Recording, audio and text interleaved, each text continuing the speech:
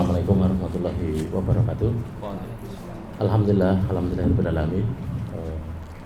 Teman-teman wartawan yang kami hormati, kami ucapkan terima kasih atas kehadirannya, atas undangan kemarin maupun hari ini terkait dengan penjelasan Kutab Al-Faruq Soekarjo terkait dengan dugaan pelecehan seksual yang saat ini sudah diproses di Polres Sukoharjo. Memperkenalkan diri, nama saya Indro Sudarsono selaku yang ditunjuk pendamping maupun juru bicara dari Kutab Al-Faruq. Yang kedua adalah Ustadz Muhammad Syafi'i Al-Hafidh, Sarjana Pendidikan, sebagai pendiri dari Kutab Al-Faruq. Kemudian yang kedua adalah Mas Danang, Ustadz Danang, selaku ya, perwakilan dari yayasan. Yang selanjutnya, yang kedua adalah penjelasan dari Kutab terkait dengan dugaan pelecehan seksual maupun prosesnya. Waktu dan tempat dipersilahkan. Bismillah, Assalamualaikum warahmatullahi wabarakatuh. Nama saya Muhammad Syafi'i Al-Hafidh. Di sini saya mau membacakan penjelasan Kutab Al-Faruq terkait kasus dugaan pelecehan seksual. Assalamualaikum warahmatullahi wabarakatuh. Menindaklanjuti informasi dari wali santri terkait dugaan pelecehan seksual yang dilakukan oleh saudara D terhadap santri S, A, dan R pada hari Rabu tanggal 19 Februari 2025. Kami dari Kutab Al-Faruq segera merespon peristiwa tersebut dengan langkah-langkah berikut. Hari Rabu tanggal 19 Februari 2025 mengklarifikasikan kepada korban dan orang tua korban terkait peristiwa tersebut. 2. Hari Rabu tanggal 19 Februari 2025 mengklarifikasikan kepada pelaku. 3. Hari Rabu tanggal 19 Februari 2025 memberhentikan secara tidak hormat kepala sekolah saudara D. Dan berikut kami sertakan data progres dan upaya-upaya penanganan yang sampai saat ini dilakukan oleh sekolah. 1. 19 Februari 2025, audiensi wali korban kepada pihak pengurus terkait rencana pelaporan. Wali menuntut untuk membawa kasus ini ke ranah hukum. Pihak sekolah sama sekali tidak menghalang-halangi keputusan tersebut. Sekolah mengeluarkan SK pemberhentian tidak hormat yang ditunjukkan kepada pelaku. 2. 20 Februari 2025, audiensi kedua pihak korban kepada pihak pengurus. Sekolah menunjuk SK pemberhentian tidak hormat dan surat tersebut menjadi salah satu barang bukti pelaporan. 3. 21 Februari 2025, pertemuan wali bersama seluruh wali santri untuk sosialisasi info kasus yang terjadi dan update struktur organisasi sekolah bertempat di Masjid An-Nur Tanjung Anom. Sekolah menunjuk Ustadz Indro Sudarsono selaku pendamping dari sekolah. Wali santri korban dikumpulkan untuk berkoordinasi dengan Ustadz Indro sebagai pendamping sekolah dan mendampingi proses hukum pelaporan dari korban bertempat di pendopo sekolah. 4. 2023 Februari tanggal 23 Februari 2025, sekolah menyerahkan rekaman CCTV dan dikirim via wali korban via WA. Perwakilan sekolah menerima undangan dari wali korban untuk koordinasi teknis pelaporan ke Polres malam hari. 24 Februari 2025, sekolah menyerahkan rekaman CCTV via flash disk kepada salah satu perwakilan wali santri guna menjadi barang bukti pelaporan. Bagian BK sebagai perwakilan sekolah mulai tracking data korban yang masih menjadi santri aktif di sekolah. 6. 25 Februari 2025, sekolah membantu wali korban untuk melengkapi data pelaporan berupa data identitas diri dan alamat pelaku. sekolah yang diwakili oleh Ustadz Endro Sudarsono mendampingi wali korban untuk melakukan pengaduan pertama ke Polres Sukoharjo. Nomor pelaporan STTA /2-3-2-2025-. Pihak sekolah meminta salah satu wali alumni yang diduga menjadi korban untuk mendatangi putranya di pesantren dan menggali data terkait kebenaran kasus yang dialami oleh alumni tersebut ketika masih menjadi santri. 26 Februari 2025, pengajuan permohonan pendampingan psikologis bagi korban bekerjasama dengan Biro Konsultasi dan Pemeriksaan Psikologi atau BKPP UMS. 28 Februari 2025, penyerahan barang bukti berupa DVR CCTV milik sekolah kepada tenaga profesional untuk backup data dan diketahui oleh kedua belah pihak, sekolah dan wali korban. Sekolah mengantarkan salah satu korban ke psikiater di RSJ Dr. Arifin Zainuddin untuk dilakukan pemeriksaan. 2 Maret 2025, pelaku diamankan di Polsek Baki. Ini Polres salah tulis di Polsek Baki. 10 tanggal 3 Maret 2025, sekolah yang diwakili oleh Ustadz Endro Sudarsono dan satu pengurus mendampingi 3 wali korban untuk melakukan pengaduan kedua ke Polres Sukoharjo. Akan tetapi pihak PPA menyampaikan cukup dengan pengaduan pertama, sedang 3 korban ini cukup dijadikan sebagai saksi untuk menambah keterangan korban atau saksi. 6 Maret 2025, tindak lanjut dari laporan mengantarkan saksi dan bukti berupa 3 flash disk yang diterima oleh PPA Sukoharjo. 8 Maret 2025, mendapatkan jawaban dari Biro Konsultasi dan Pemeriksaan Psikologi UMS dan menyanggupi pelaksanaan pemeriksaan pada tanggal 12 Maret 2025. Pihak sekolah menghubungi satu persatu dari wali korban untuk mengkomunikasikan dan mengajukan izin pemeriksaan bagi korban sebagai bentuk tanggung jawab sekolah. Ada beberapa yang menolak dengan alasan sudah melakukan pemeriksaan psikologi secara mandiri. 11 Maret 2025, pertemuan wali santri untuk penyampaian informasi update terkini progres penanganan kasus yang terjadi kepada seluruh wali santri. Kirim surat permohonan maaf atas nama sekolah. Surat edaran disebarluaskan ke seluruh wali santri. 12 Maret 2025, pendampingan psikolog kepada korban oleh pihak BKPP UMS bertempat di gedung sekolah. 15-20 Maret 2025, sekolah yang diwakili oleh Ustadz Endro Sudarsono menemui pihak Polres untuk menanyakan tindak lanjut pelaporan pelaku. Dari hasil koordinasi bersama Pak Agus dan Pak Irfan PPA Polres Sukoharjo menyatakan bahwa berkas tahap 1 sudah dilimpahkan ke Kejaksaan. Penunjukan JPU Jaksa Penuntut Umum Ibu Nurjana dan pelaksanaan sidang menunggu pelimpahan berkas dan tersangka tahap kedua. Siang hari pelaku dipindahkan ke Lapas Wonogiri. Agenda parenting sekaligus pendampingan psikologis bagi seluruh wali santri dan keluarga besar sekolah yang diisi oleh Ibu Khotimatun Naimah SPSI, SPD MPSI, psikolog klinis, dan Kiai Haji Abdurrahim Basir LC, Majelis Pembina Yayasan PP Salman Al Farisi. 16-19 April 2025, agenda parenting sekaligus pendampingan psikologis part 2 bagi seluruh wali santri dan keluarga besar sekolah yang diisi oleh Ustadz Freddy Al Husaini SPSI, SPD MPSI, praktisi psikolog pendidikan dan keluarga Islami.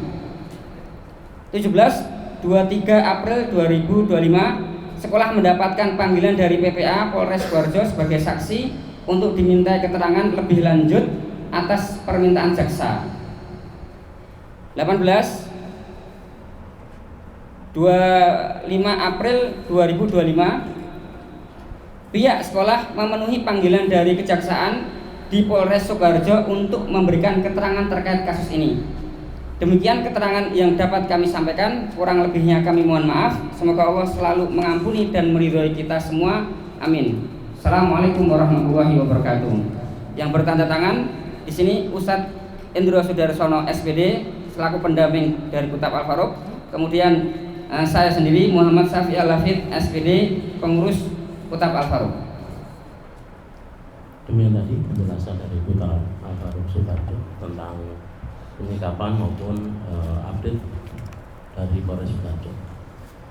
Kami mewakili dari Kutab Al-Faruq Sidoarjo menyampaikan permohonan maaf kepada korban, kepada keluarga korban atas peristiwa ini, di mana kami menyayangkan atas peristiwa ini yang terjadi di Kutab Al-Faruq. Tentu saja ini akan merugikan korban, keluarga korban, termasuk kami sendiri juga menjadi korban. Kemudian kami untuk saat ini akan menyampaikan beberapa hal terkait dengan pemberitaan isu yang ada di luar. Yang pertama, untuk perlindungan, bahwa kami masuk dalam kategori pendidikan non formal. Pendidikan non formal ini ada dasarnya yaitu Undang-Undang Nomor 20 Tahun 2003 tentang Sisdiknas. Kemudian PP Nomor 17 Tahun 2010 tentang pengelolaan dan penyelenggaraan pendidikan non formal. Kemudian Permendikbud Nomor 81 Tahun 2013 tentang Satuan Pendidikan Non Formal. Cuman dari Kutab Al-Faruq ini sedang dalam proses pendaftaran di tahun ini. Kemudian informasi terkait dengan pembiaran, perlu kami jelaskan bahwa pada saat itu ada perilaku dari pelaku terhadap korban. Kemudian orang tua korban melakukan pendekatan secara kekeluargaan, sehingga ada komitmen untuk kedua belah pihak dianggap selesai. Namun demikian jika ada terulang lagi, baru nanti berproses secara hukum. Jadi tidak ada pembiaran. Yang kedua, ada tuntutan pembubaran, bahwa dasar atau perlindungan hukum terhadap pendidikan non formal itu jelas dan sudah kami sampaikan di awal tadi. Dan sikap kami terhadap pelaku tegas. Pada hari itu kami ada laporan, kami langsung konfirmasi kepada pelaku, kepada korban, kepada orang tua korban, dan saat itu juga kami lakukan tindakan administrasi yaitu pemberhentian, dipecat. Kemudian kami koordinasi dengan orang tua korban untuk melakukan pelaporan di Polres dan langsung disikapi oleh PPA hingga ditahan. Kemudian kami juga harus melindungi dari saat ini ada 131 santri yang harus kita jaga maupun kita lindungi. Itu alasan jawaban kami terhadap tuntutan pembubaran. Kemudian kami sengaja tidak mempublikasikan karena pertimbangan psikologi anak, yang kedua pertimbangan sekolah. Tapi kami tetap berproses secara hukum kepada kepolisian untuk bisa diproses sebagaimana aturan yang ada. Kemudian untuk kami itu melalui jalur PKBM. Jadi non formal pakai PKBM yaitu Cahaya Nusantara, Sido Makmur, dan kami sudah meluluskan 4 angkatan. Kemudian terkait dengan kurikulum karena non formal berarti tidak masuk di dalam MI di bawah Kemenak maupun tidak di bawah SD di Diknas.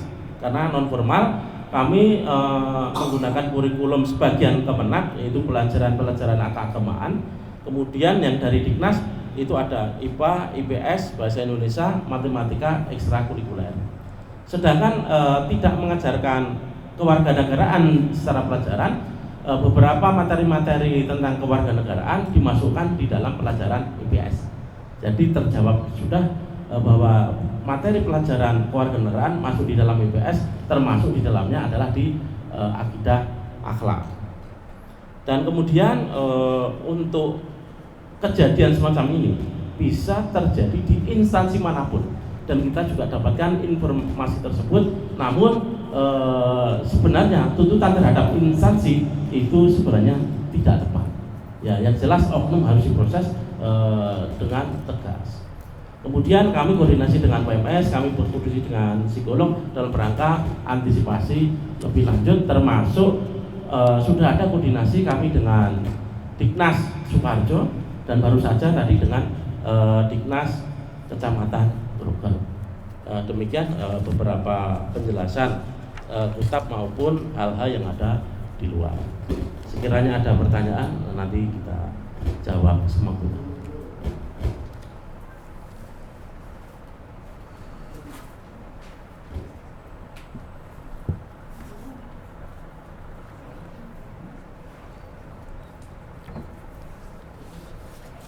Oke. Beberapa waktu lalu wali korban bersama lawyer Pak, Oke. itu ke bupati. Iya. Pasca itu mungkin ada komunikasi lanjutnya seperti apa dari pihak sekolah? Untuk sekolah itu sebenarnya ada grup dengan wali korban. Nah, tugas kami adalah jangan sampai ada kekerasan. Yang kedua, kita proses secara hukum. Lah, kalau ada pertemuan di bupati itu ada penyelesaian yang non pidana. Lah, kami belum ada koordinasi dengan hal itu. Mestinya dari sekolah dengan orang tua korban itu sinergi. Kemudian jangan kontraproduktif. Lah, termasuk kami melakukan jumpa pers ini juga harus menyampaikan kepada semua pihak termasuk wali korban, seharusnya kita ini sepakat dan bersatu dalam rangka fokus pada pelaku. Nah, kan di sini kan ada tuntutan terhadap sekolah, tentu saja kami sayangkan walaupun kami tidak bisa kemudian melarang untuk melakukan penyampaian aspirasi kepada bupati, dan saya yakin bupati juga akan bijaksana dalam menyampaikan tuntutan tersebut. Jadi kami belum ada koordinasi terkait dengan pasca di kabupaten. Sudah berapa lama sekolah ini berdiri dan operasionalnya saat ini seperti apa? Tab Al-Faruq berdiri tahun 2019. Kemudian pada saat ini sampai hari ini berjalan sesuai dengan kaldik dan pembelajaran seperti biasanya. Bahkan hari ini tadi juga belajar seperti biasanya, cuman dipulangkan jam 11 karena habis zuhur kita mau mengundang wartawan. Kemudian tahun 2019 ketika kami buka itu kami menerima pindahan sampai kelas 5. Jadi 2025 ini kami sudah meluluskan 4 angkatan. 2025 akan meluluskan angkatan ke-5. Tuh.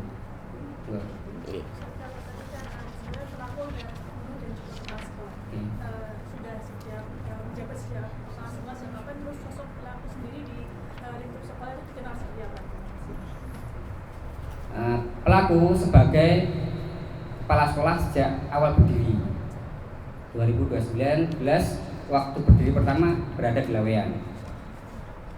Kemudian pelaku dikenal lembut terhadap anak-anak, santun, dan pelaku juga memiliki istri dan anak, berjumlah 6 anak.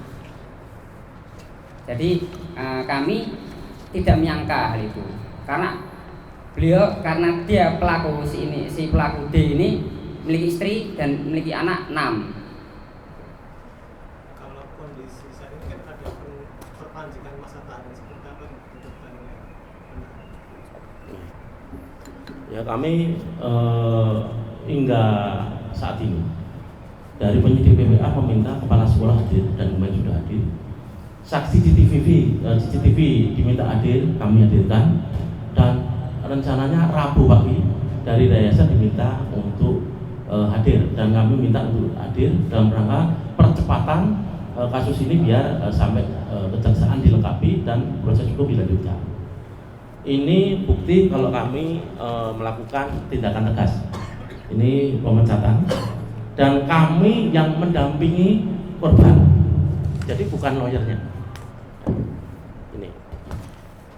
Ini aduan yang pertama. Setelah aduan yang pertama, kemudian ditingkatkan tersangka menjadi LP, laporan polisi. Kami yang mengantar juga. Jadi kami tidak masalah dengan korban ataupun keluarga korban untuk melakukan proses hukum. Begitu. Dan kita berharap orang tua korban bisa sinergi, tidak kontraproduksi terhadap proses hukum yang berlaku. Termasuk dari PPA juga kita kan sudah tidak ada masalah. Kalau ada hal yang lain di kabupaten kami persilahkan, karena itu hak masyarakat dalam menyampaikan aspirasi. Ya. Terkait perizinan sekolah sebelumnya yang kata-kata bahwa ini akan mendaftarkan. Iya. Bisa dijelaskan pendaftarannya seperti apa, dan apakah pendaftaran ini juga dikarenakan masalah problem ini atau mungkin rencana ini sudah direncanakan tahun lalu? Bisa dijelaskan? Jangan disuruh. Bisa. Untuk perencanaan pendaftaran sebenarnya sejak tahun 2019 kita sudah menginduk ke PKBM di Solo, kemudian menginduk ke PKBM di Karanganyar, kemudian untuk tahun 2025 ini menginduk ke PKBM di Nagara Sukoharjo. Sembari kita menunggu proses legal daripada wakaf tanah yang kita dapatkan, kemudian kita akan mengajukan ke pihak dinas, dan insya Allah nanti yang akan kita ambil adalah PKBM atau PNF Pendidikan Non-Formal. Gitu. Jadi 2019 ya, sejak 2019. Ya.